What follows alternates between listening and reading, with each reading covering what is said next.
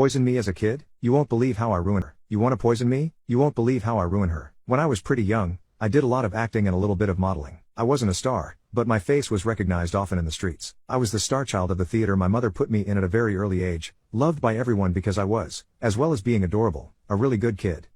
As we all know, beauty and virtue sort of dies during/after puberty. Being an almost star had its ups, sure, but it also had its downs. Everybody always expecting far too much from you. Hot lights and heavy makeup shouldn't mix. The pressure of having to do well as a star performer. Ridiculous rehearsal schedules, especially for someone as young as I was. And Minnie Bam. Minnie Bam was the vilest, most atrocious child I've ever had the misfortune of meeting. Even as a little kid, I understood she was a filthy little manipulative brat. Very beautiful, a lasting beauty that carries on in adolescence, and sickly sweet around anybody she could use to climb whatever corporate ladder her mother, Bam, had introduced her to.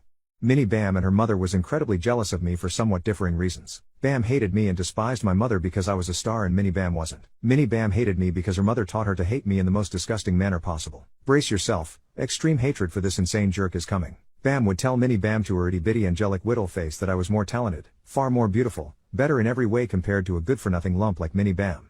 A mother said that to her child. I caught her saying such things several times, and when nobody but I and a handful of other little kids were in earshot, she wouldn't bother hiding the abuse. Of course the poor little girl couldn't help being such a complete and utter sea bag piece of crap. Her mother had brought her up to be such. She must have been so conflicted, seeing her mother display obvious disliking towards me yet comparing her to me nonetheless. Bam personally attached my mother and I in various ways, such as bringing up her low income in public, exaggerating little stories about me where I may have misbehaved a little or something, intentionally interrupting me during rehearsals to throw in her 2 cents even though our coaches and choreographers and elder performers would constantly jerk at her to shut up. I think the worst thing she ever did was when she sabotaged the show as well as endangering my life. After an especially grueling dress rehearsal for one of our biggest shows, we had a pretty sweet banquet-esque potluck snack table to reward us for our hard work.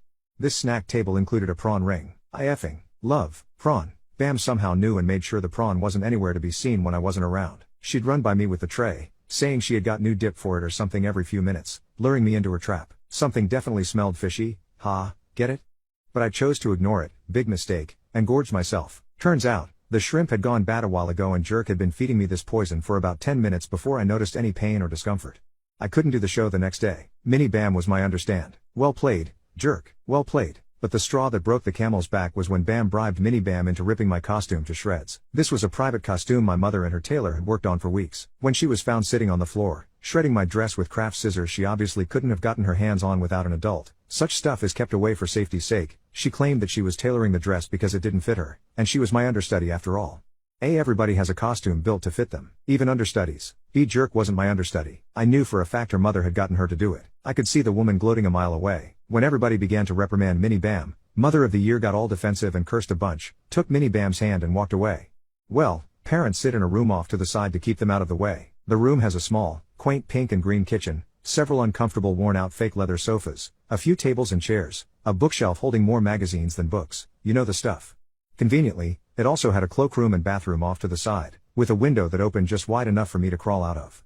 A few meters away was a fire escape that was accessed through a different door, but it wasn't too far away from the window. A short, calculated jump, and now that my legs are longer, a long, calculated step, would take me to the banister which I could hang on to while I swung my body onto the stairs. I had the perfect excuse. A little into practice, I started coughing a little. Insert acting skills here. When asked if I was alright, I shrugged it off and said I'd be fine. A few minutes later, I began coughing again. They looked at each other worriedly. When my staged coughing got a little too bad, they easily excused me to get some cough drops from my mum. I ran to the parents' room where my mum was sitting and told her I had to go to the bathroom because all the stalls in the other one were occupied. I ran to the cloakroom, grabbed Bam's car keys out of her hideous faux snakeskin purse, jumped out of the window, ran down the fire escape, and keyed the EFF out of that woman's gorgeous car.